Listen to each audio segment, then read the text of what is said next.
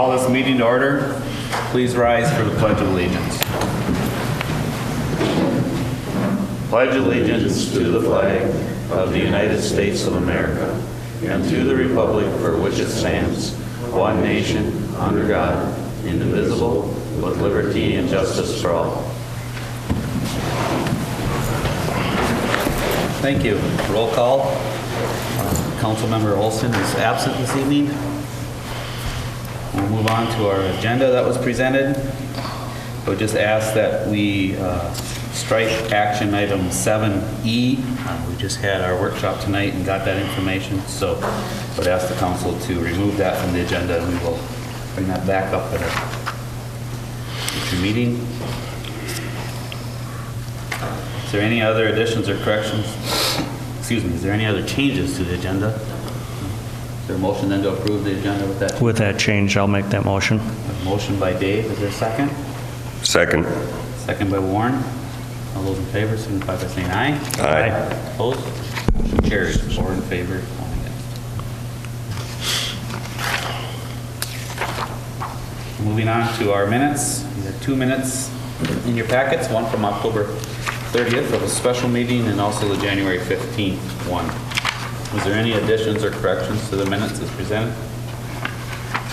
Keep in mind that the one from October 30th was the Public Utilities Commission's special meeting with the council, so it's just a follow-up.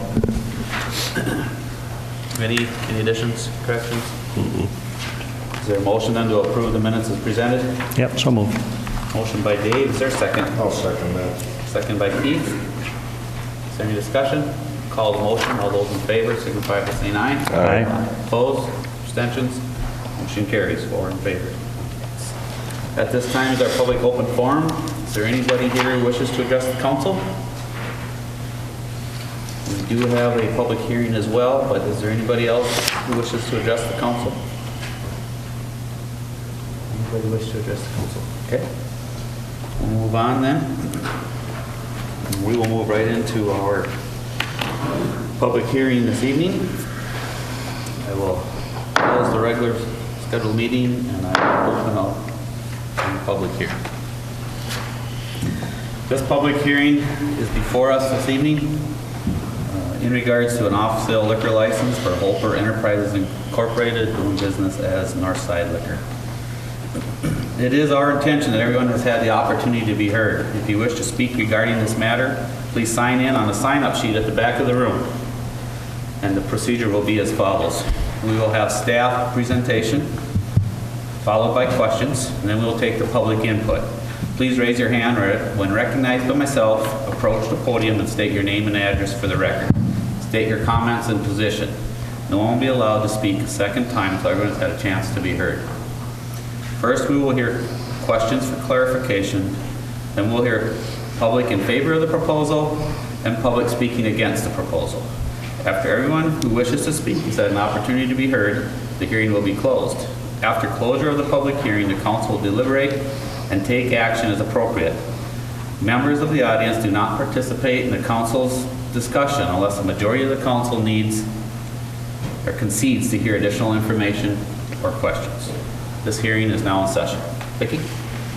Okay, Holper Enterprises, doing business as Northside Liquor, located at 321 Main Street, which is Main Street North, which is the Gas Mart, has requested an off-sale license at this location.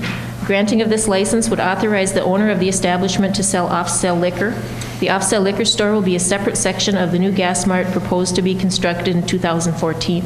I did provide you a copy of the schematic of the floor plan that will show it will be a separate section of the building, which is required by law. The new liquor locations within the city require that a public hearing be held by the City Council to hear comments regarding the proposal before the license can be granted. A legal advertisement was published notifying the public that a hearing was scheduled for tonight. The request is that the license become effective commensurate with the next renewal cycle on July 1st, 2014, or upon completion of the building. The license cannot be issued until the physical structure is up and substantially complete. We have received the city application, the $100 public hearing fee, the $100 liquor license fee, and a completed background check. What we would have to have completed upon approval and just before we can issue the license is an application that goes to the state, update of the background check, and then the certificate of insurance liability and workers' compensation documents. The council is to conduct the public hearing as you stated, and then we have action on this item under 7C on your agenda. I did include in the packet the application. Of course, I did have to redact out the personal information on your application, and then as well as the floor plan. And this is the building that earlier in the year was in front of the City Council and the Planning Commission for some variances from the property lines. So this would be the new building that would go onto that site. I did have a couple questions from individuals ahead of time regarding other off-sales in other communities. And exclusive off-sale liquor, we have 3 in Sauk Center. Melrose has 2. The following are municipal liquor stores, so they cannot have off-sale, which would be Long Prairie, Park Rapids, Painesville, Osakis, Wadena, and Alexandria. So they only have 1 off-sale that's not municipal in Alexandria because it was grandfathered in. The other cities cannot have an additional because they are municipal. Waite Park has 2 regular off-sale, and Albany has 1. So it kind of gives you an idea of how many off-sales are in neighboring communities that are in our area or approximate our size. And I added that information due to questions that I was having. Does anybody have any questions of me? Does council have any questions of Vicki at this time? Okay, and I see that Dan just made it. If you have any questions for the applicant, otherwise I believe there's maybe some public comment you would receive. Okay. Is there any questions for the applicant? As I stated, the process, we will hear questions for clarification, or if we have any questions. Second, public in favor of the proposal, and then of course those speaking against. So is there anybody here who wishes to speak in favor of the proposal for Northside? Does anybody have any questions for the applicant, or does the applicant have anything to add in regards to this? No? Okay. Is there anybody here who wishes to speak in opposition of this hearing? Please state your Come to the podium, please, and state your name and address. Mr. Mayor, honorable members of the council, citizens of Sauk Center, my name is Paul Hartman, and I'm the owner of the Moonshine Shop located at 1161 South Main Street. I'm here today to give you my input as to the request to grant another liquor license in Sauk Center. It is my opinion that Sauk Center is well served in the liquor industry, having 3 exclusive off-sale establishments, the Walmart Liquor Store, Westside Liquor Store, and the Moonshine Shop.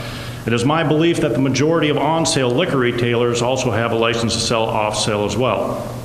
I believe that 3 exclusive liquor stores and a half dozen or more on-off-sale bars is more than enough to serve the 4,400 population of Sauk Center.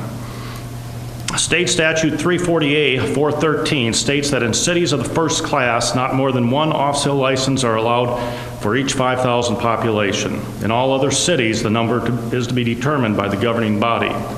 Now, my interpretation of this statute is that a healthy number of liquor stores is 1 per 5,000 population. Sauk Center currently has 1 per less than 1,500. And by the term of healthy, I mean 2 things. 1, healthy for the profitable survival of the liquor stores, and 2, healthy for the community image. Excessive endorsement of alcoholism, in my opinion, is not healthy for community image. According to the Sauk Center City ordinances on alcoholic beverages, the council, at its own discretion, may grant or refuse the new license application. The council, for any reasonable cause, may refuse to grant any application, and no license may be issued if it does not serve public interest. Now, I believe I've sufficiently made the case as to why another liquor store does not serve the public interest. Sauk Center citizens already have a multitude of choices to satisfy their thirst. Furthermore, if you are inclined to approve this application, I feel your constituents, myself, and the other off-sale businesses are entitled to an individual explanation from each of you as to how another liquor store would benefit the public's interest. It is also of my opinion that the City of Sauk Center should limit the amount of off-sale liquor licenses. 2 is enough for a town this size, but since you already have 3, I suppose that would have to be your number. Now, as a businessman and an entrepreneur since the age of 23, I would never want to be accused of trying to thwart the dreams of anyone who wishes to exercise their entrepreneurial spirit. Now, if these folks' dreams are to own a liquor store in Sauk Center, and as an entrepreneur, I'm a problem solver, so I have the solution. I have filled out a commercial purchase agreement for my store, which I will hand to Dan O'Brien. All he has to do is put his name down on it as the buyer and sign on the back page, and he can own a liquor store.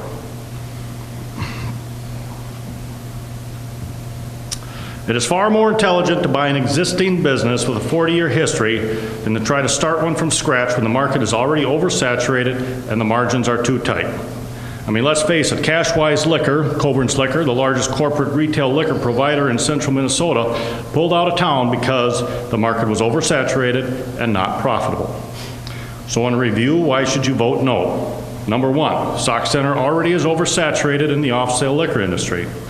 Number two, another liquor store will not serve the public interest, either in providing a healthy environment for the current liquor store's profitability or in the image of Sauk Center and furthering the endorsement of alcoholism. And three, if these folks really want a liquor store, they can buy mine. Thank you for the opportunity to speak. You guys have any questions for me? Any questions? No. Okay. Anybody else wish to be heard? Anybody else here in opposition? Anybody else in opposition or in favor that wishes to be heard before I close the public hearing?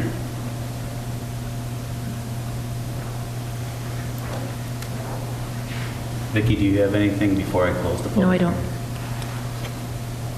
Yes.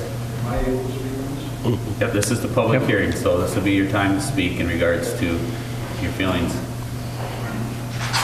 Please state your name, your intentions, please. Dan O'Brien, I own Gas Mart. Couple things. I guess, I looked at the purchase agreement, and I looked at that store a year and a half ago to buy. It doesn't have the opportunity, the growth, and the square footage that we need to build what we want and what I feel Sauk Center wants. The facilities that Sauk Center has right now in the liquor business are old age. This is going to be a modern, up-to-date facility that, I don't feel, those other liquor stores will compete with us. They're outdated, and I guess I don't understand. We have, if I was standing before you and applying for a liquor license for a bar, it would be, I think, stamped and okayed. And I guess what I find funny is I don't see Casey's here, Holiday, the truck stop, saying that we don't want another C-store. The difference is liquor, but there is nothing on the north end of this town that can supply the customers that are coming off the lakes unless they drive all the way through town. So I think it's a facility that if Sauk Center would deny this, they would deny a lot of people access to a beautiful facility. And, this thing is going to bring probably 15 more jobs into our facility for a liquor store manager, deli managers, assistant managers, nighttime managers, everything. So I think it all goes hand in hand. Anybody have any questions? Any other comments? Coburn's pulled out. We deal with Coburn's over at one of our other stores, liquor stores. They just found that there was more money in grocery than there was in liquor at that time, and that's the reason they left. So I think when Walmart was here, how many people showed up to fight this for when Walmart wanted to put liquor in, Like I say, everything is on the south end of town. This facility will be on the north end, and it will accommodate and do probably as much or more than what, you know, we want to keep the people in the north end of town. That's my goal, rather than seeing them drive all the way through town and up on the interstate. So, it's a convenience. I would buy that liquor store in a flash, but I can't put a gas station in front of it, I can't put a car wash in front of it, and I can't put a C-store in front of it. So, that's my problem. So, it's open game, I feel, and I think we have shown in our business practices in the 15, 18 years that we've been in business that we have no flaws on our record. We run a clean operation, a good operation in all of our stores, and I think this would be a big plus to Sauk Center. Thank you. Thank you.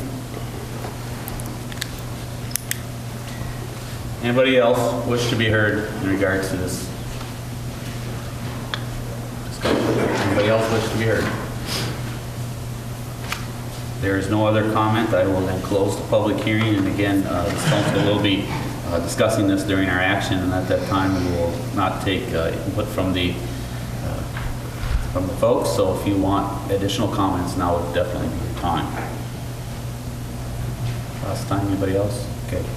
Close the public hearing. Open the council meeting.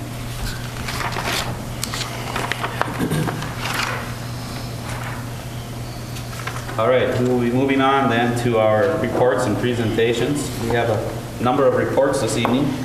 We'll start out with the police department year-end report. Brian?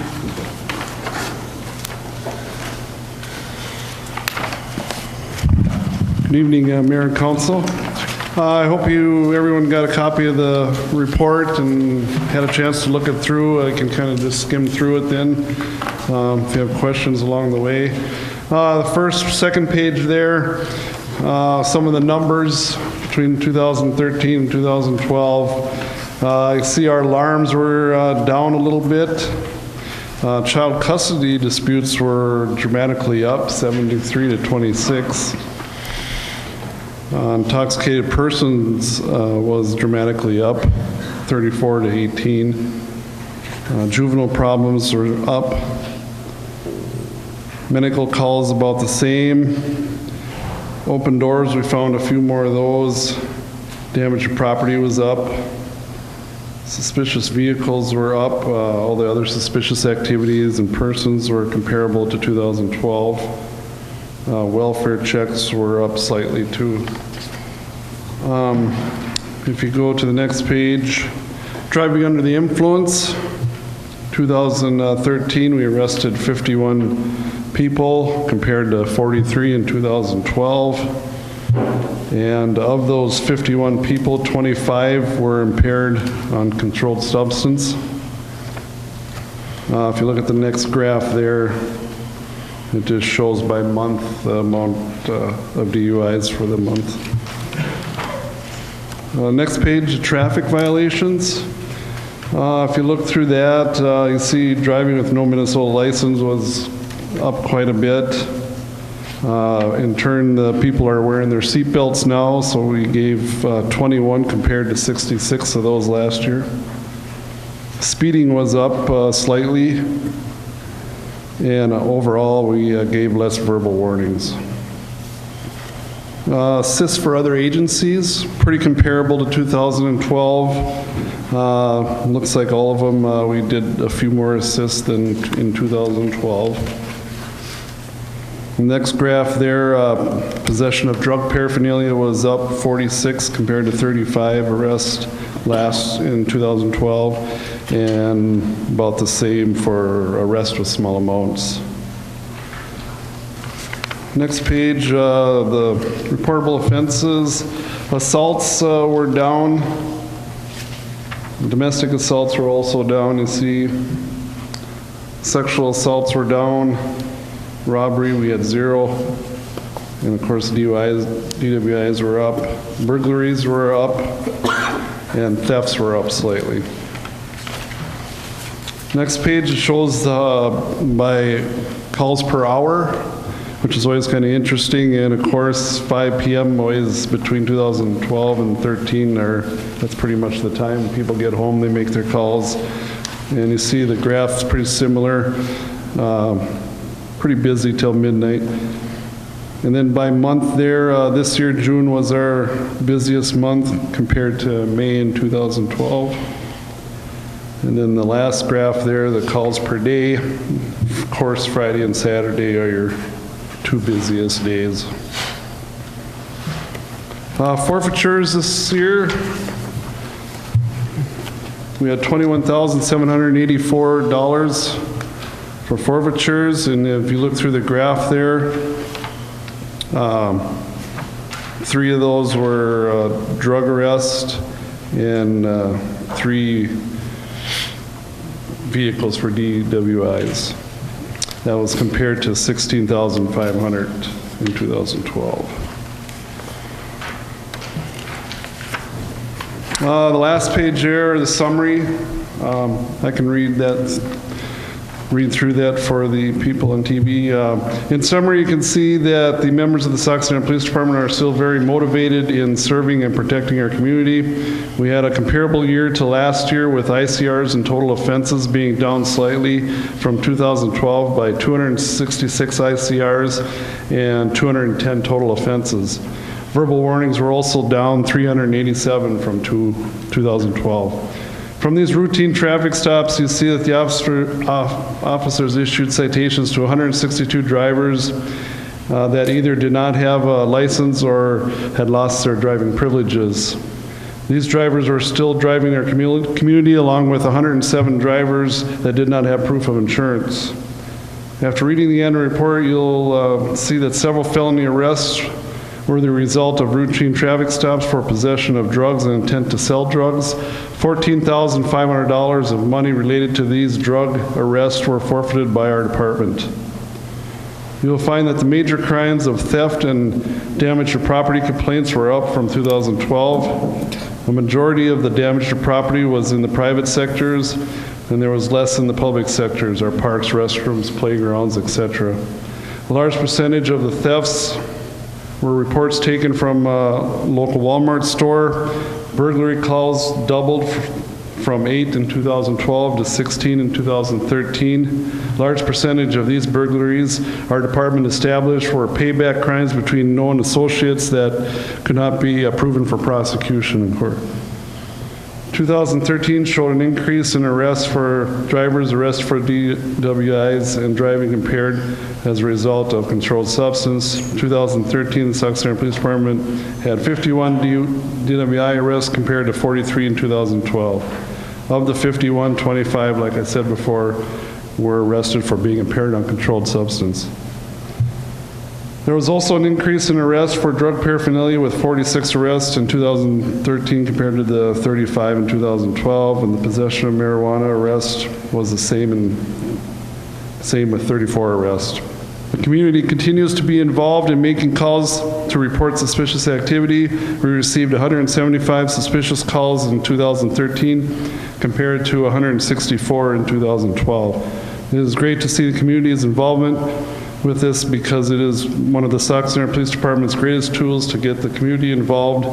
It is very beneficial in helping our department solve crimes. As you know, our police department does a lot more than just enforcement. The officers spend much of their time interacting with children and adults in the community by speaking with preschool children, speaking with kindergartners through high school age children, giving tours to the police department for various groups and making appearances in sporting events, lunches, and community meetings. Our department participates in Shop with a Cop and Night to Unite, which were both a big success this year. It can be simple as handing out some junior police badges and baseball and football cards and getting out of the squad car and interacting with the kids. Our Sauk Center Police Department has 77 years of combined service with our 6 full-time officers.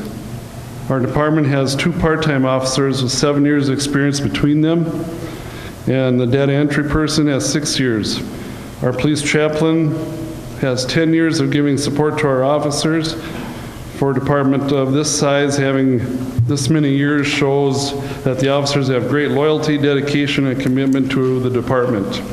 Having a low number of turnover rate in officers helps the community to get to know our officers and establish trust in their ability when working with them.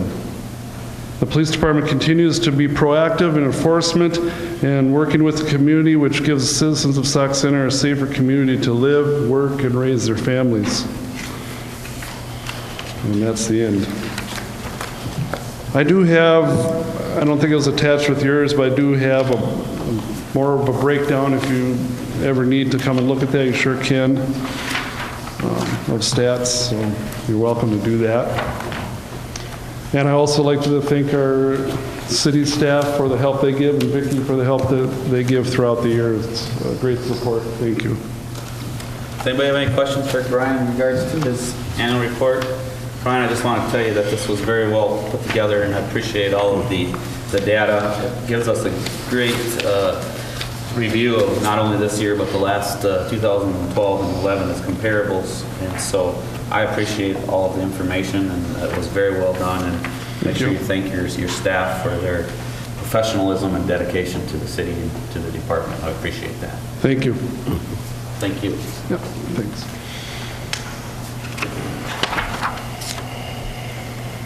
Moving on to the ambulance year-end report. Kathy?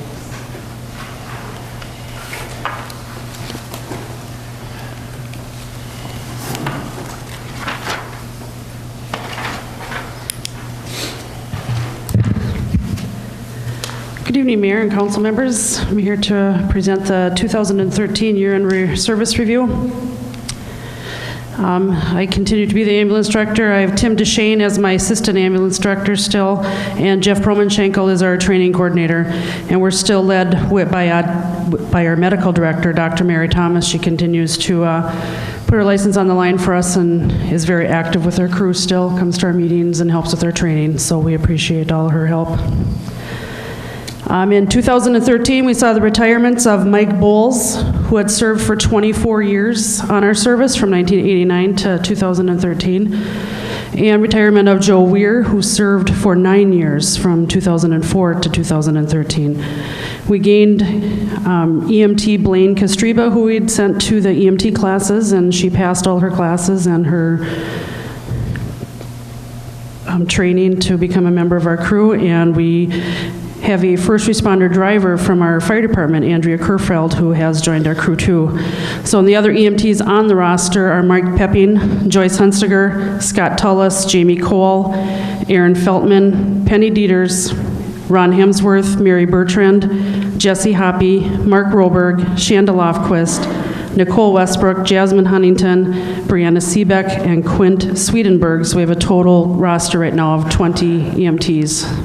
Those are the EMTs who serve our community 24 hours a day, 7 days a week, 365 days a year. So we have our 3 ambulances. 561 is a 2013 Chevy Type 3 ambulance. We use that for our ALS, our advanced life support transports, when we have a nurse on board. And we use that for rural calls. Right now the mileage is approximately 18,500, so 15,000 of those miles were put on in the last year. 562 is a 2009 Ford E450 Type 3 ambulance, and we use that for non-emergency and emergency basic life support transfers and calls within the city.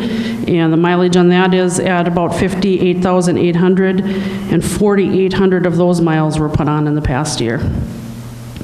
Our third rig is a 2000 Ford E350 Type 3 ambulance, and we use that as the backup rig, non-emergency, basic life support transfers, and special details. And the mileage on that is 115,800, and the typo, I had 9,300 were put on in 2013. That should be about 4,000. So. Other activities and services that we provide to the community, we have a fair booth at the Stearns County Fair. We provide service to the demolition derbies at the fair. We go to 3 different parades throughout the year. We do the St. Clair Lewis Days Parade, the West Union 4th of July Parade, and then we do the Barley Days Parade we attend to. Sporting events, we go stand by at the school for football games. EMS week, we try to have an activity that week. CPR and first aid classes for the school health classes every semester. We do CPR community education classes. We provide CPR for the hospital staff and CPR and first aid to businesses around town that requested. Our call activity details, you can see since 2006 how we've continued to climb in our calls, both the total run reports and the transported patients. And the total for 2013 are run reports that we filled out, that our EMTs filled out through the year in 2013 was 702 run reports. That's a 14.4% increase from 2012. And then of those, the transported patients, it should be 549. I had a typo there too. I didn't subtract the standbys and return trips. So the total transported patients for 2013 should be 549, which is a 17.9% increase from 2012. I did include the first, second, and third trimester run reports just for your convenience, so you'd have them with the fourth quarter. So I don't need to go over the first, second, and third quarters. You heard those reports already. The fourth quarter for 2013, October through December, total runs, I have it broken down to the no loads and canceled, like I typically do. How many advanced life support transfers we took, basic life support transfers, how many times we responded to scene calls, and the total calls for the month. So you can see October was 68 for the total month, November was 55, and December 59 total calls for the month. So it continues to increase. If you can see from 2012, we were up each month, and then from 2011 and 10, you know, we're staying pretty steady or increasing on month by month.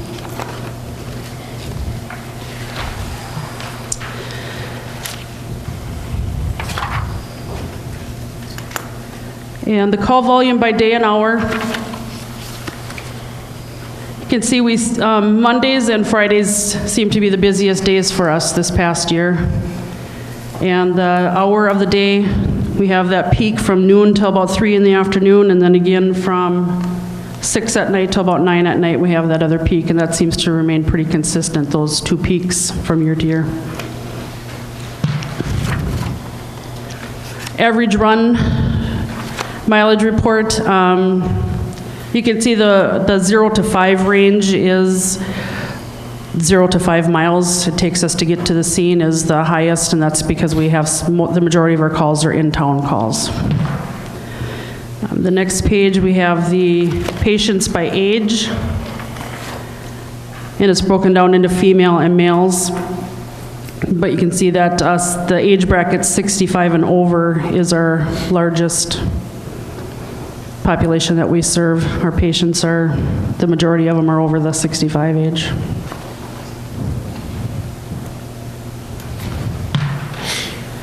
Runs by city, Sauk Center is 79.8% of all of our calls are within the city limits of Sauk Center.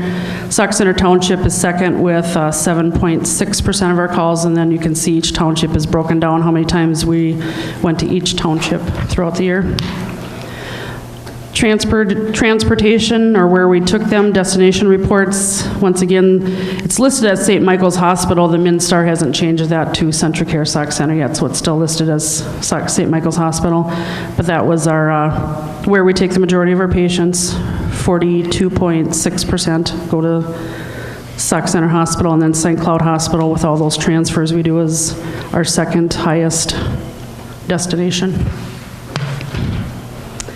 And then causes of injury and any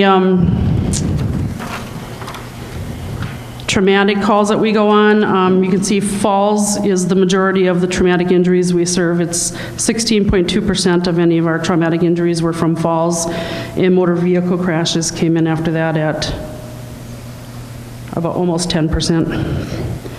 And it's just broken down from there, all the different traumas we've been on through the year. Any questions for me on the statistics? Any questions for Kathy? Okay, thank you. Thank you, Kathy, for your quarterly and your year-end report. Again, thank your staff as well for their continued professionalism and support. Moving on then to the year-end billing report. Tim? Good evening, Mayor and Council. Kathy went through the run reports pretty good. I'm going to hit the billing. She did mention that this was our busiest year ever with the service, 702 total calls. We transported 549 of those patients, and if people don't understand, we don't bill a patient unless we transport them away from the scene.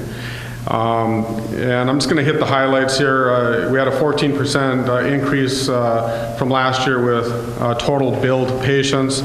Our amount of billing went up 15% from last year, and it's kind of a common theme if you look at all the charts.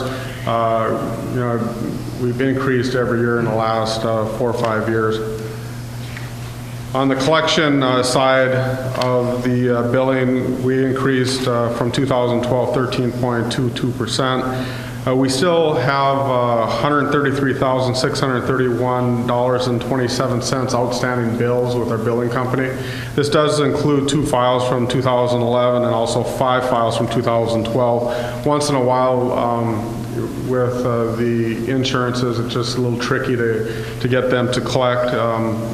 Some of the problems we see is when there's an auto crash, who pays the auto insurance or the health insurance? It depends if they're the driver, passenger, and whatnot.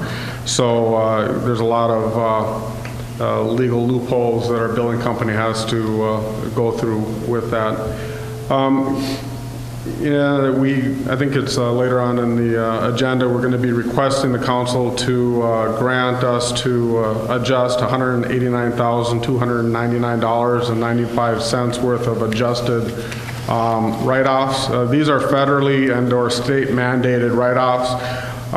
Just kind of give you an example, and it's on the next page. We do not take an assignment from any insurance company. That's basically an agreement with any insurance company that we would take a discount to treat their patient. We have no contracts with any insurance company, but Medicare, Medicaid, the VA, and Workman's Comp, they kind of force us to take an adjustment. So that's where the majority of our adjusted come from. We have actually no choice in that. I think Councilman Olson requested some additional data. So I did do some additional research with the amount of adjusted or write-off patients is about 66% of all our total patients fall in one of those categories.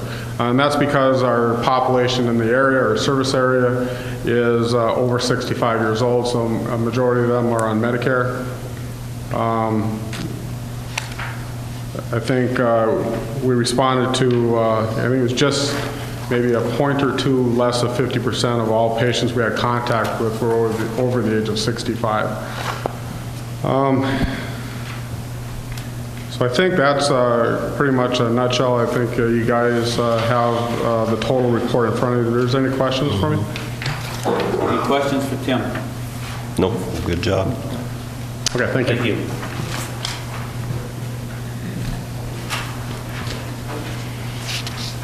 All right, we'll move on to our fire department annual report. John?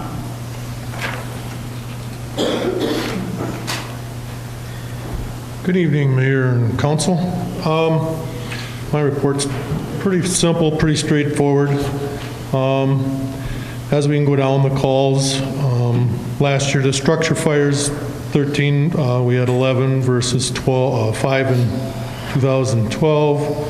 The grass fires were 3 versus 8 in 2012. Rescue medicals were up. We had 19 versus 8. Accidents, vehicle accidents and fires, we had 20, and then 9 in 2013.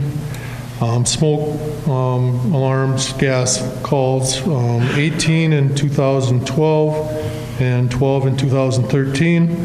False cancel calls were up quite a bit this year. We had 32 this year versus 14 in 2012. And then service calls, we had 3, and then 2 in 2013, for a total of 88 calls this year compared to 76 last year. And then on the Response calls billed, we billed $18,777. Response calls received from last year, some of them carry over, so we had $1,385 received from last year. And then this year we collected $15,067.50, and then the unpaid was $2,585 this year, and then collections and write-offs are $1,555. Then the grants and reimbursements, you can see there where they're all at. I guess the big one is our fire relief with $39,000 there. And then the Matrax was just a discount from our Ranger that we had purchased for the tracks on that. So we had a total of $41,595 there on grants, reimbursements, and donations. For that end of it. Then through the year, we had 3 retirements. Joe Frerichs, Joe Dieters, and John Metcalf. We'll have 2 new appointments. They're on the council for tonight. Their stuff is all ready to go, so pending their approval tonight, then they'll be ready to go if everything passes there. And then we do have 1 opening yet current. We had the 3 spots. I did offer to 3, but 1 person denied or felt that things changed in their life and it just didn't seem to work out for them right now. So we're going to run, I believe, we'll run with 29 right now. And then pending a couple of retirements, we're kind of thinking through the summer. What we'll do is we'll add them. And then at that point in time, we'll go out and we're going to do submit applications again. And then towards the fall, we'll do the applications, and then if we have openings, and at that point in time, we'll add the fire department or the men onto the department at that time.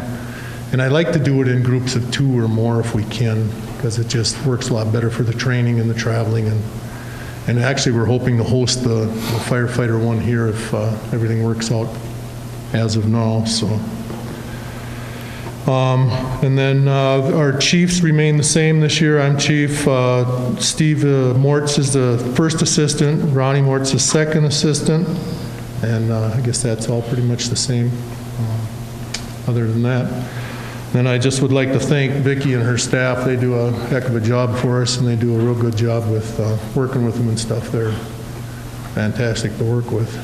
Put a little pump in here for Vicki, so.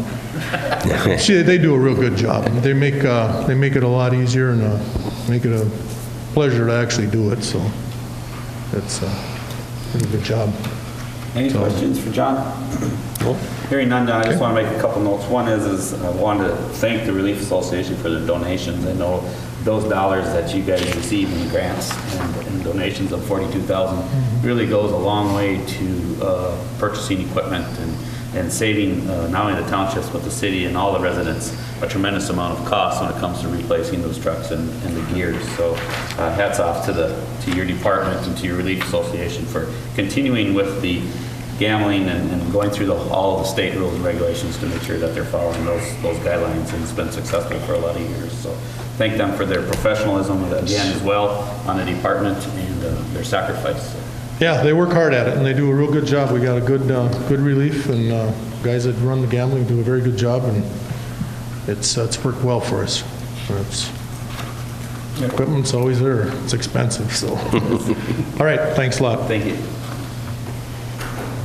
All right, we'll move on to the CVB 2014 report. Ann Carlin, who is the CVB director, provided us with this information ahead of time, and she's not here this evening. So if you had a chance to review it and have any questions, I can certainly forward them to her from you and bring back the answers later.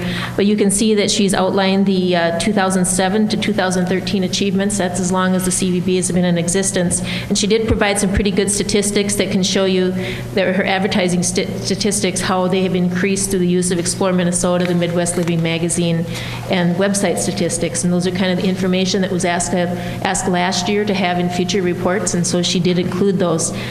She also listed some highlights of 2013 and then some ideas they have for 14, which are adding what they can do to promote Sauk Center. So Don't know if you want me to go through those in detail, or if you want to take a chance to look at those at your leisure, and then we can get back with Ann and perhaps invite her to another meeting if you have any questions.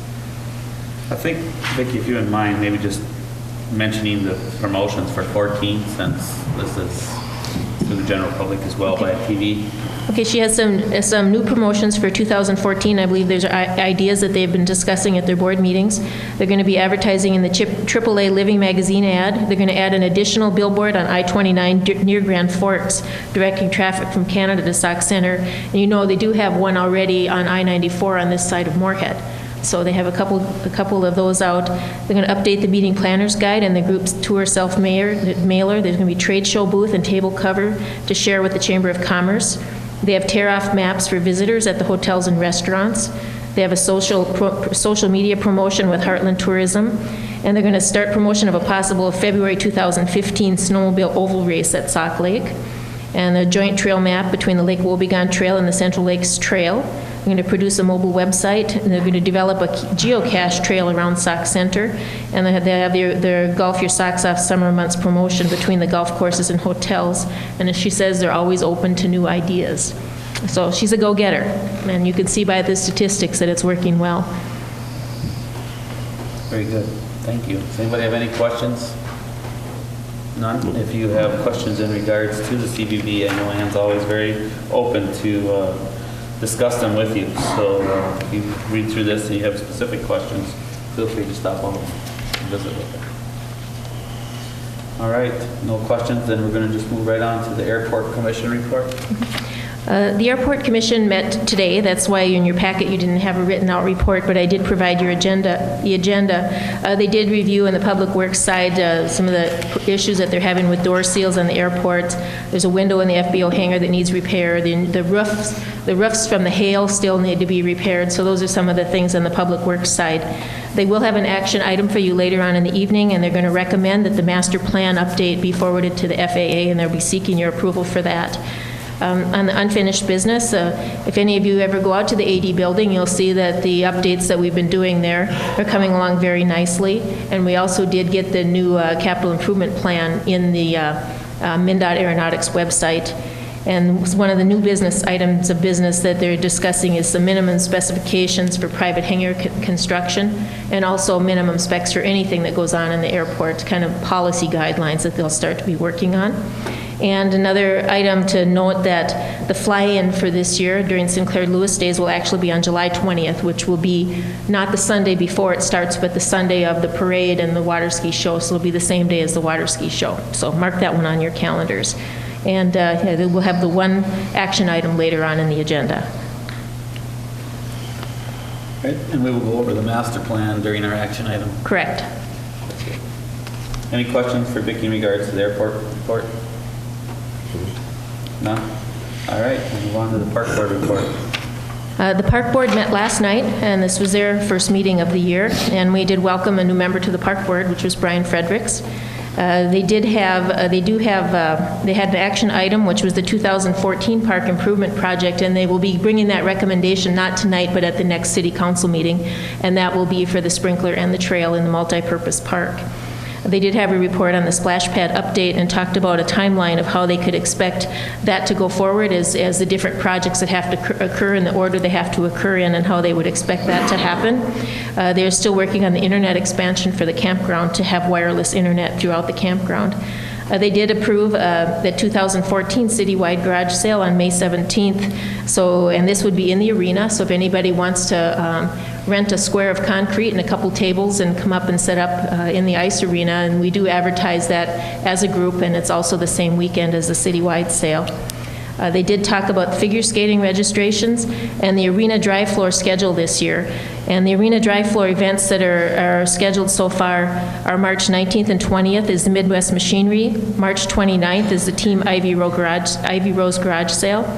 April 12th and 13th is the Gun Show. April 24th is Ladies Night Out. April 26th is the Big Rig Show. April 27th is the Circus for 2 showings during the day. And May 17th is a citywide garage sale. And we're always looking for ideas to promote the dry floor use of the ice arena. And we have no action items, I believe, on the council for tonight for the park. Any questions? We'll move right into the EDA report, please. Okay, one more. The EDA is well met today in their regular session, and they have an action item for you tonight, which is the request for a revolving loan fund approval for a wellness business here in town, and we'll discuss that a little more in detail at the next meeting.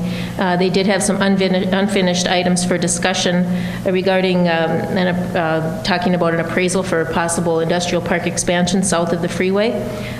We're talking about the tax increment financing 1-1 closeout update, because that's the largest TIF district in the city that'll be closing out, and it'll take about a year for us to work through that process.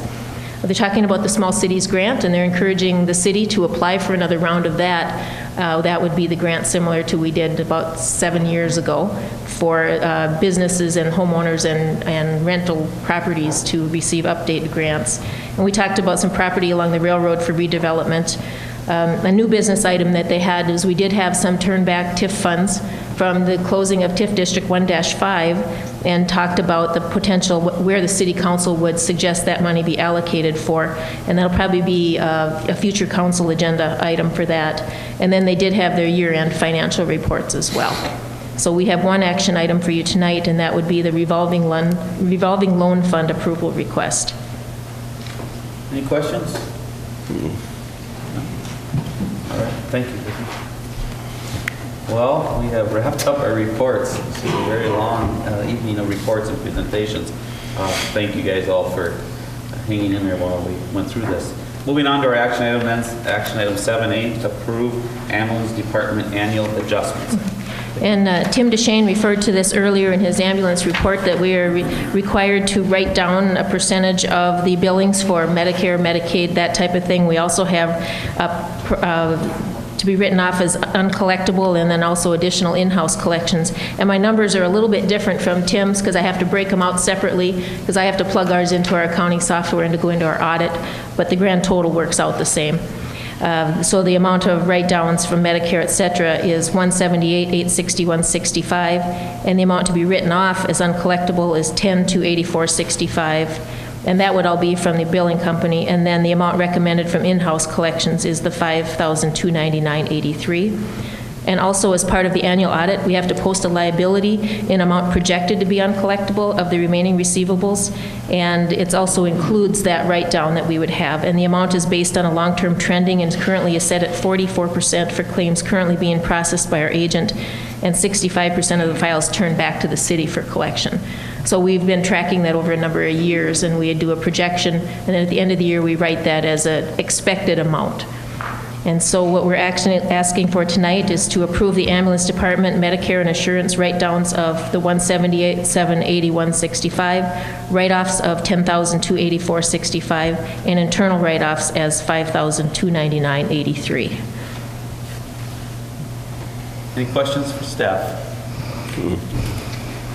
No. Any questions for Tim in regards to those numbers? No?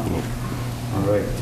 Moving on, then, do we have a motion to approve the ambulance department Medicare and insurance write-downs of the $178,781.65, including the write-offs as uncollectibles of $10,284.65, and also the internal write-offs as uncollectibles of $5,299.83? So move. Motion by Warren. Is there a second? Second. Seconded by Dave. Is there any discussion? Call the motion. All those in favor signify by saying aye. Aye. Opposed? Abstentions? Motion carries. 4 in favor. Thank you.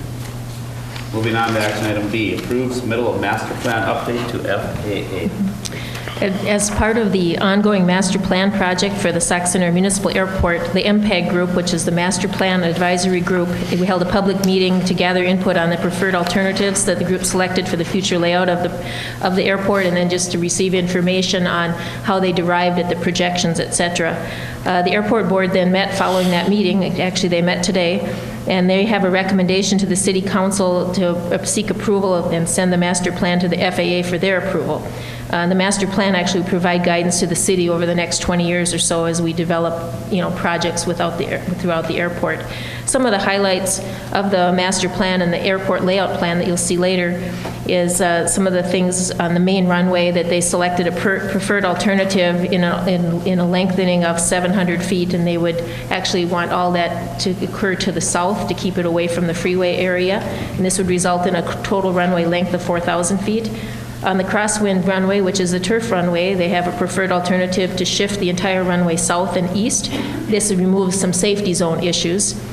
And it also is going to show future runway turnarounds, parking areas, taxiways, runway widening, et cetera. This will all be on the ALP.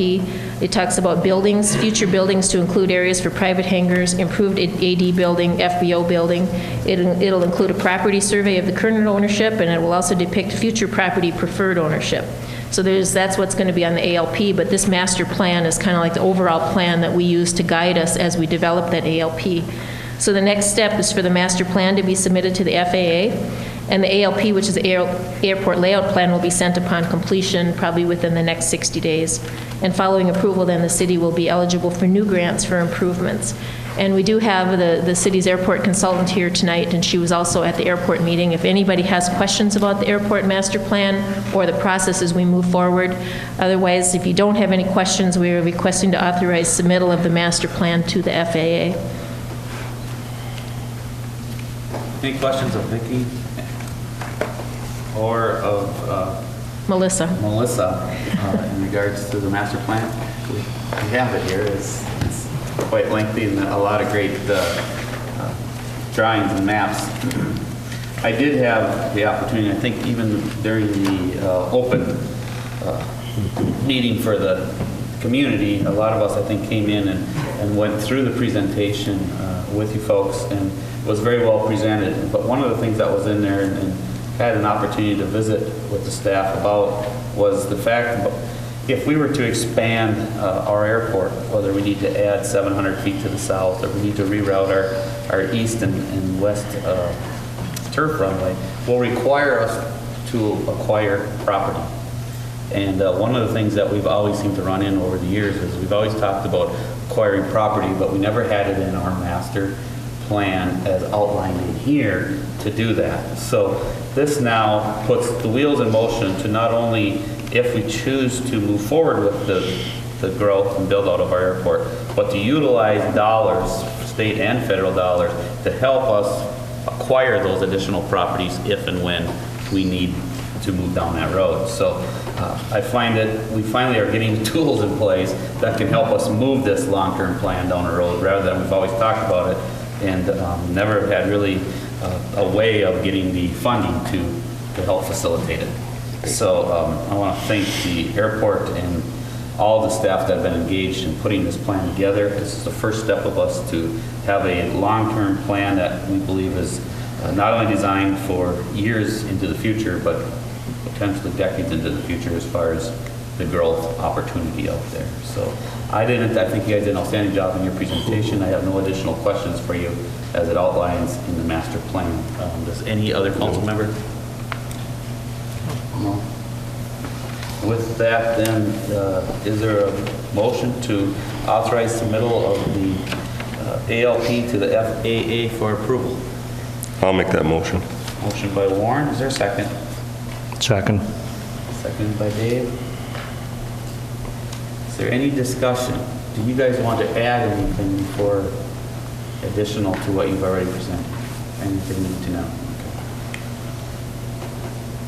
Okay. Hearing none, no discussion, I'll call the motion. All those in favor signify by saying aye. Aye.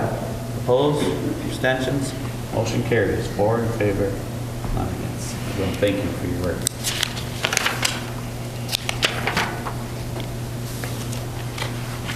All right, moving on to action item 7C, approve resolution 2014-6 liquor license. And this action is subsequent to the public hearing held earlier regarding the issuance of an off-sale license to Holper Enterprises doing business as Northside Liquor. Resolution 2014-06 has been prepared and is in your packet, so do you choose to approve it. And that is the action that is requested. Any questions of staff? I don't know, maybe it was mentioned, was there any comments from the public? None other than what we heard tonight. Okay. Received no additional written comments. Correct. Okay. Any other questions? Any comments? None? I know, we've had, no doubt, as Vicki has stated earlier, and as we've had discussions in regards to the liquor, there's a number of reasons why we could or could not.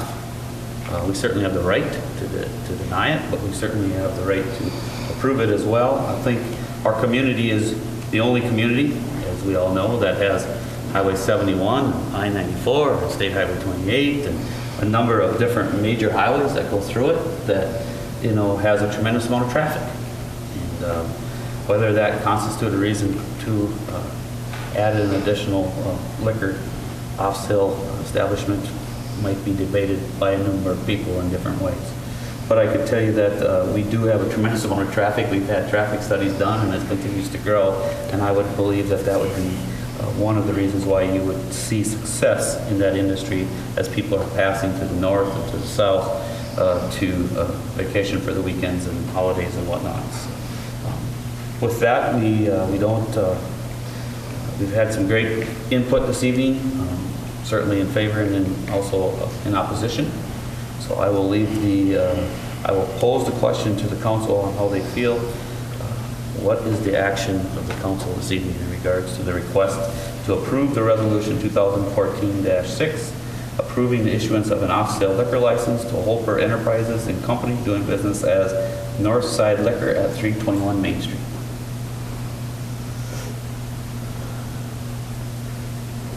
I'll make a motion we approve the resolution approving the issuance. We have a motion by Keith to approve resolution 2014-6, approving the issuance of the off-sale liquor license as stated. Do we have a second? I'll second. A motion by Keith, second by Dave. We have a motion and a second. Is there any discussion? Just one comment, I guess. For a business aspect, I totally understand, to boost his other part of the C-store business and keep North End growing. I can see that aspect of it. Whether or not I totally agree that a liquor store is the thing for that end of town that would be the trigger point to grow business up there, I'm not totally convinced of that yet.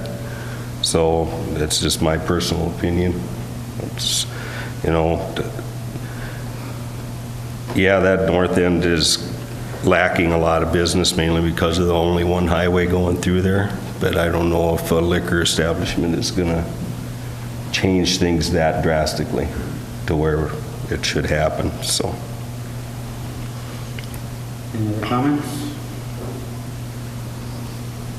None? I'll call the motion. All those in favor signify by saying aye. Aye. Opposed? Aye. Abstentions? Motion carries. 3 in favor, 1 against.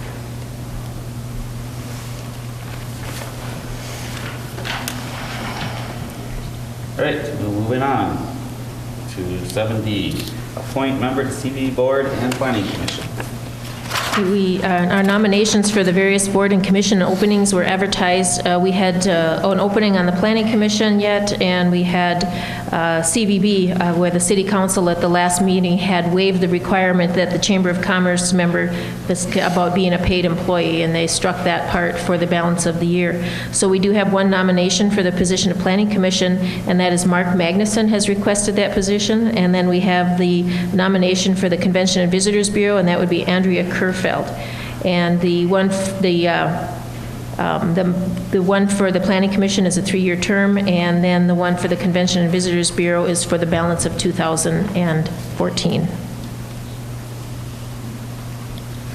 Any questions, staff? We have interested folks, so that's great to fill these 2 positions. Hearing no questions, is there a motion to approve the appointments as presented? So moved. We have a motion by Dave. Is there a second? Second. Second by Warren. Any discussion? I'll call the motion. All those in favor signify by saying aye. Aye. Opposed? Abstentions? Motion carries. 4 in favor, 1 against.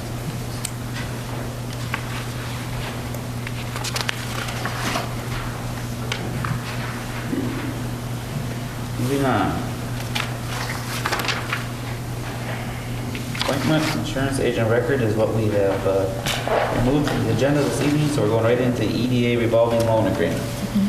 The EDA met today, and they reviewed a revolving loan fund request, and the request is for Yoga Mama Z is the name of the company, and the sole proprietor would be Heather Zolman.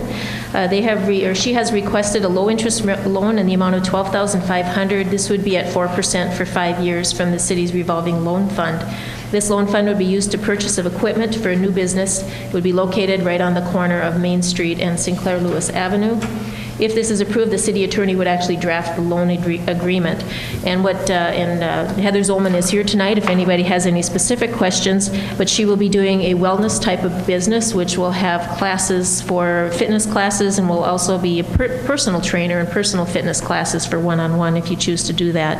And what the funds would be used for would be for renovating, doing some building renovations, remodeling, equipment purchases, purchases that you would need, like such as treadmills and different things for a fitness business.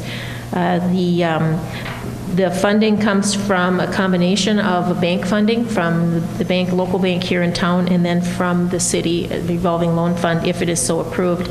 She did provide for the EDA to review a business plan, some projected income and projected expenses, and at the conclusion of the meeting, the EDA voted to recommend to the city council that the loan be approved. And so what the request tonight is to approve the low interest loan from the revolving loan fund for $12,500 at 4% for 5 years. I believe it was. And Brad was there at the meeting, so if you have anything to add, and also Heather is here if anybody has any specific questions on what the business would entail.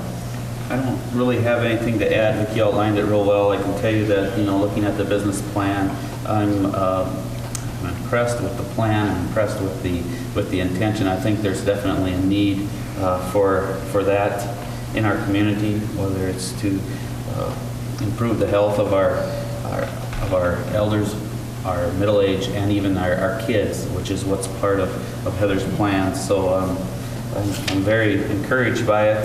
We're going to have something utilizing our facilities downtown, and her business plan supported both short-term and long-term opportunities for it to grow, and so I was certainly in favor of moving it forward. Are there any questions? No. No? Then is there a motion to approve the low interest loan from revolving loan fund in the amount of $12,500 at 4%? So move. Motion by Warren, is there a second? Second. Seconded by Dave. Is there any discussion? I'll call the motion. All those in favor signify by saying aye. Aye. Opposed? Abstentions? Motion carries. 4 in favor, none against. Good luck. Moving on to appoint firefighters. Currently, as the chief said earlier tonight, we have 3 vacant firefighter positions. The department has reviewed the hiring list from its last hiring procedure and is recommending that the following 2 candidates be appointed to the department upon completion of acceptable background review and pre-employment, which we actually received now. The 2 candidates that they are recommending is Chuck Mortz and Brad Odegaard. So the request tonight is to approve the appointments of Charles Mortz and Brad Odegaard to the Sauk Center Fire Department. Any questions of staff? Again, I want to just note that I have visited with both of these folks, and they sure are excited to get on, and I think they'll be great firefighters, and will certainly serve the department well. Any questions? Is there a motion to approve the appointments of Charles Mortz and Brad Odegaard to the Sauk Center Fire Department, effective upon acceptable background? Well, we had those already, so. Motion. All right. We got a Second. Motion by Keith and seconded by Dave. Any questions? I'll call the motion. All those in favor signify by saying aye. Aye. Opposed? Abstentions? Motion carries. 4 in favor.